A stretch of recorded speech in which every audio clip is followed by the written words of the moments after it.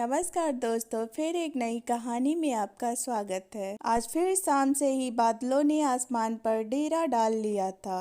पूर्णिमा की उजाली रात भी अमावस्या जैसी प्रतीत हो रही थी।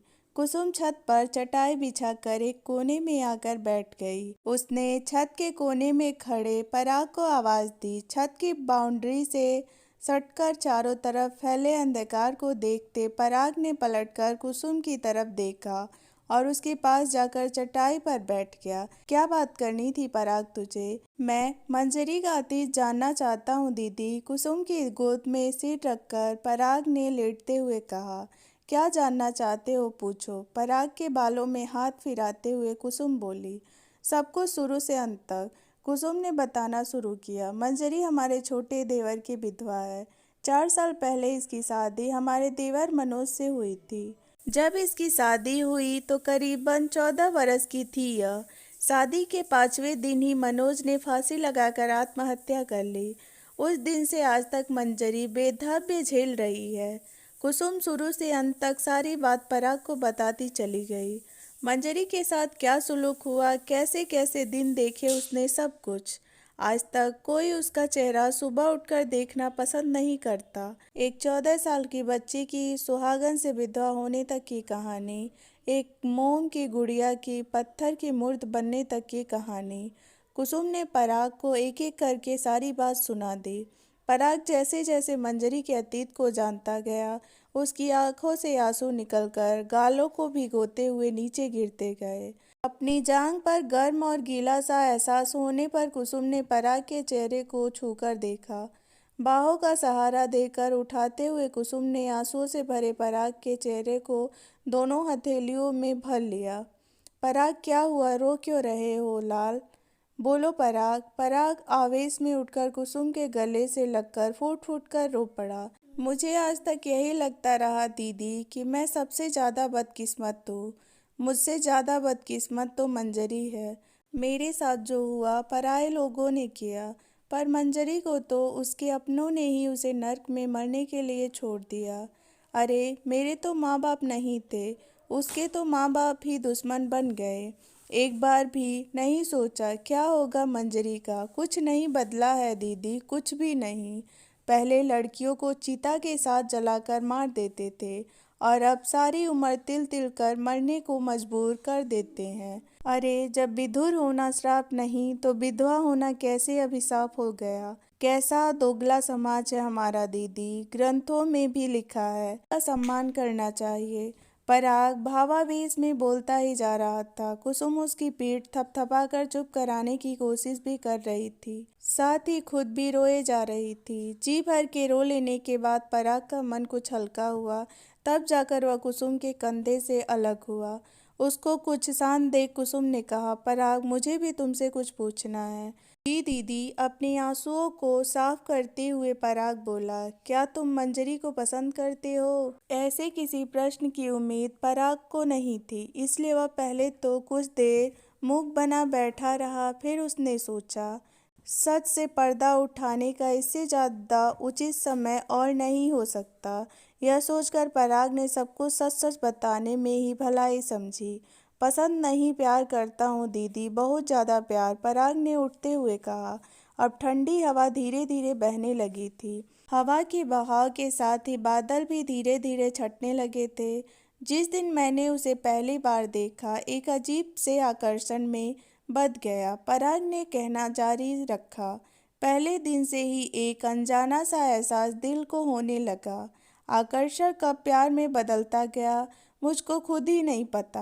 अब तो उसकी हर बात अच्छी लगती है, उसकी सादगी, उसका भोलापन, उसका मासूमियत से सिर हिलाना, शर्मा कर भाग जाना, सब अच्छा लगने लगा है।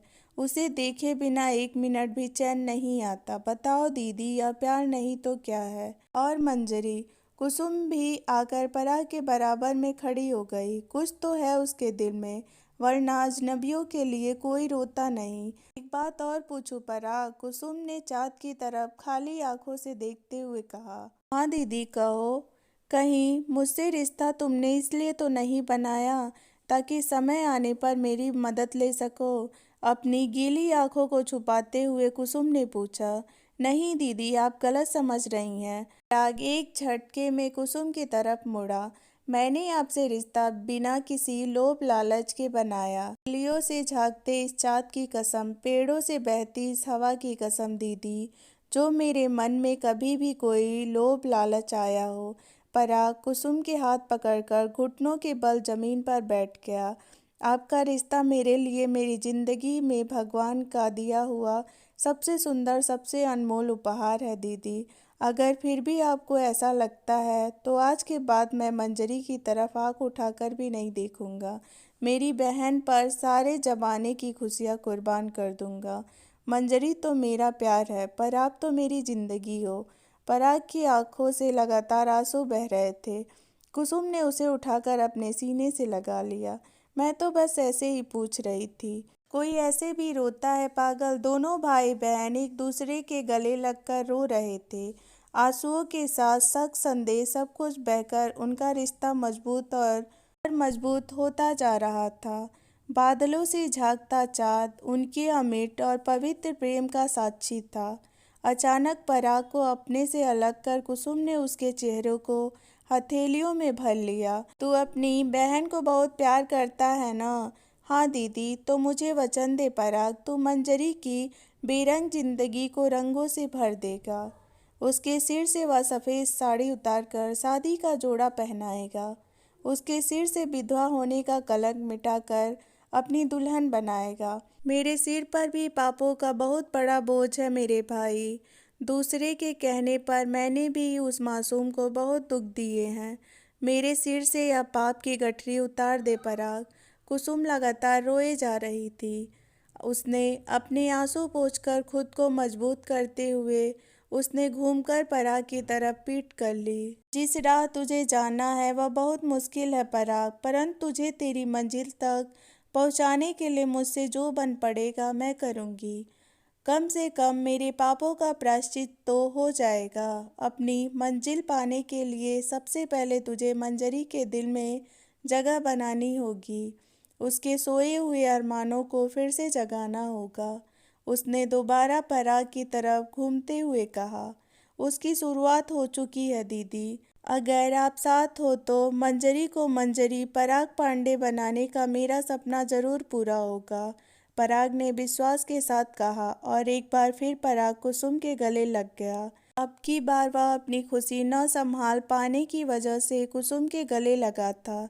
शायद नियति भी तुम्हें मिलाना चाहती है। माँ बाबूजी के वापस आने से पहले तुझे यह काम करना होगा। उसकी पीठ सहलाते हुए कुसुम ने बोला। उस चाँद को देख रही हो आप? कुसुम से अलग हो उसने चाँद की तरफ इशारा किया। उसकी बात का पर्याय न समझने की वजह से कुसुम ने पहले चाँद, उसके बाद पराग के चेहरे पर नजरें जमा दी। पराग की नजरें अभी भी चाँद पर टिकी थी। कुछ समय पहले इस पर इन काले बादलों का आधिपत्य था, मगर हवा के इन झोंकों ने चाँद को बादलों से जिस तरीके से मुक्त कर दिया, उसी तरह मंजरी के जीवन पर छाए समाज के काले बादलों को मैं हवा का झोंका बनाकर हटा दूंगा। चाँद पर नजरें टिकाए हुए पराग ने कहा। कुसुम ने भी उसके कंधों पर हाथ रखकर हमेशा उसका साथ देने का मूक समर्थन किया। उधर चाँद बादलों को परे ढकेल मंद मंद मुस्कुरा रहा था। दीदी मैं चलता हूँ, ड्यूटी पर जाना है। तू चल, मैं कुछ देर बाद आऊँगी, कहकर कुसुम वहीं चटाई पर बैठ गई।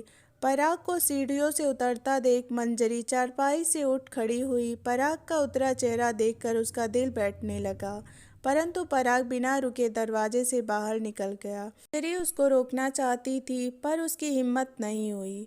उसने दरवाजा बंद किया और बेचैन मन से आकर चारपाई पर लेट गई। आज उसकी आंखों में नींद नहीं थी। क्या बात हुई होगी दीदी और साहब के बीच, जो साहब इस तरह से चले गए? कहीं सुबह की बात को लेकर तो दीदी ने कुछ नहीं बोल दिया? नहीं नहीं, वह तो सुबह ही दीदी को पता चल गया था। फिर क्या बात हो सकती है? इधर उधेड़बुन में मंजरी को सारी रात नींद नहीं आई। रात ढल कर जब चौथे पहर पर आई तो मंजरी की आंखों को नींद ने आ घेरा। सारी रात जागने की वजह से मंजरी की नींद ही नहीं खुली। उसके जागने से पहले ही कुसुम सारा काम निपटा चुकी थी। कुनमुना कर जब उसने आंखें खोली, आंगन में फैली रोशनी को देख वह हड़बड़ा उठी। दीदी, आपने मुझे जगाया क्यों नहीं? कोई बात नहीं छोटी, तुम सो रही थी तो आज काम मैंने ही कर लिया। इसमें क्या बड़ी बात हो गई? मुझे भी तो पता नहीं क्या हो गया, आज नींद ही नहीं खुली। मंजरी ने उदासी से कहा, यह 1 महीना तुझे दिया छोटी, तू जो अच्छा लगे कर, जैसे रहना चाहे रह। आज से मैं तेरी बहन ही नहीं, माँ भी हूँ। कुसुम ने उसके सिर पर प्यार से हाथ फेरते हुए कहा। भावावेश में मंजरी कुसुम से लिपट गई।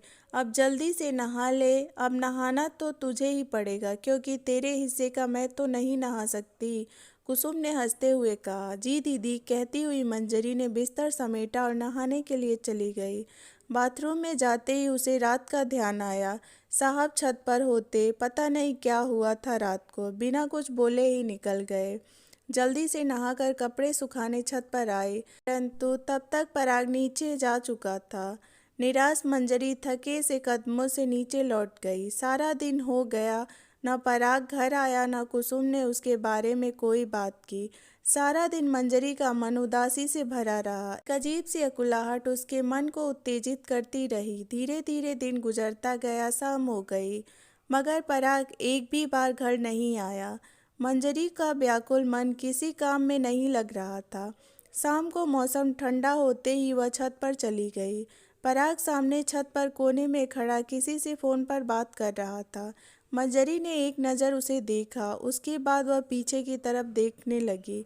उसे पता था पराग उसे देखते ही कुछ न कुछ जरूर बोलेगा। जब काफ़ी देर तक उसे कोई हलचल नहीं सुनाई दी तो मंजरी ने मुड़कर देखा, पराग सीढ़ियों से नीचे उतर रहा था। मंजरी ठगी सी खड़ी उसे जाते हुए देखती रह गई। मंजरी के मन की उदासी कुसुम से छिपी नहीं थी। बार बार दरवाजे की तरफ उठती उसकी बेचैनी निगाहें उसके मन का हाल बयां कर रही थी। पराग का प्लान कामयाब होते देख कुसुम खुश तो थी, परंतु मंजरी की परेशानी उससे देखी नहीं जा रही थी। उसने मंजरी को पास बिठा लिया। क्या हुआ छोटी, कुछ परेशान दिख रही हो? नहीं दीदी, ऐसा कुछ नहीं है, बस थोड़ी गर्मी लग रही थी। ऐसे गर्मी है तो नहीं आज? खाना खा लिया तुमने? नहीं, वो मैं खाना बना कर आई हूँ ना, इसलिए गर्मी लग रही होगी। चलो ठीक है, सोने से पहले खाना खा लेना। बच्चों के पास जा रही हूँ। दीदी, आपसे एक बात पूछनी थी। अंत में मंजरी का धैर्य जवाब दे गया। हाँ बोलो छोटी, कल साहब से कुछ बात हो गई क्या? आज घर पर नहीं आए? नहीं, बात तो कुछ नहीं हुई, अपने काम में लगा होगा। तुम क्यों पूछ रही हो? कुछ नहीं, बस ऐसे ही, आज सारा दिन वह घर नहीं आए इसलिए पूछ लिया। मैं कुछ देर के लिए छत पर जा रही हूँ, कहती हुई मंजरी छत पर चली गई। सब कुछ नीरस लग रहा था, न चाँद में कोई आकर्षण न हवाओं में ठंडक। जिस दर्द को मंजरी महसूस कर रही थी उसका एकमात्र मरहम पराग था।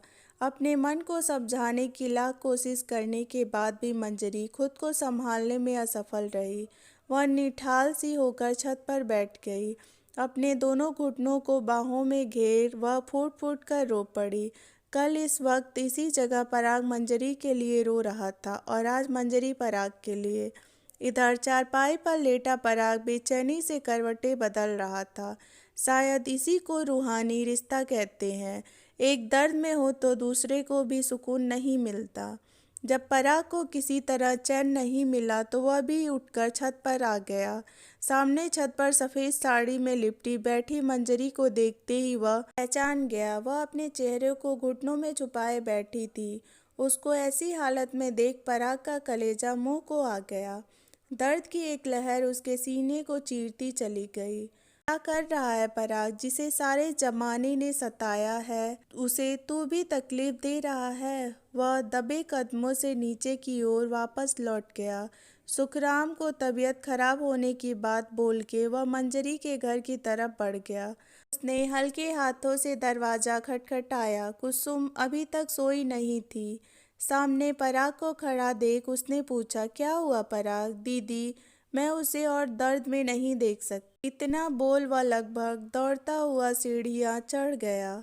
अपने कंधों पर किसी की छुअन को महसूस कर मंजरी ने अपना चेहरा ऊपर उठाया। आंसुओं से सरोबर गाल और लाल लाल आंखें देखते ही पराग का दिल धक से रह गया। उसने मंजरी को उठाया, बाहों में भींच लिया। मंजरी भी पराग को सामने देख बिना किसी विरोध के उसकी बाहों में समाती चली गई। उसको तो जैसे होश ही नहीं था, वह बस रोए जा रही थी। जब काफ़ी देर तक रोने के बाद मंजरी का मन हल्का हुआ, तब उसे वर्तमान स्थिति का ज्ञात हुआ। जिसे वह सपना समझ रही थी वह हकीकत है। वह सचमुच पराग की बाहों में। यह ख्याल आते ही मंजरी एक झटके से पराग से अलग हो गई। पराग के लाख समझाने के बाद मंजरी का क्या होगा फैसला, ये जानने के लिए उसके अगले भाग को ज़रूर सुनें। वीडियो पसंद आए तो वीडियो को लाइक शेयर सब्सक्राइब करें। Thank you for watching. मिलते हैं अगली कहानी में।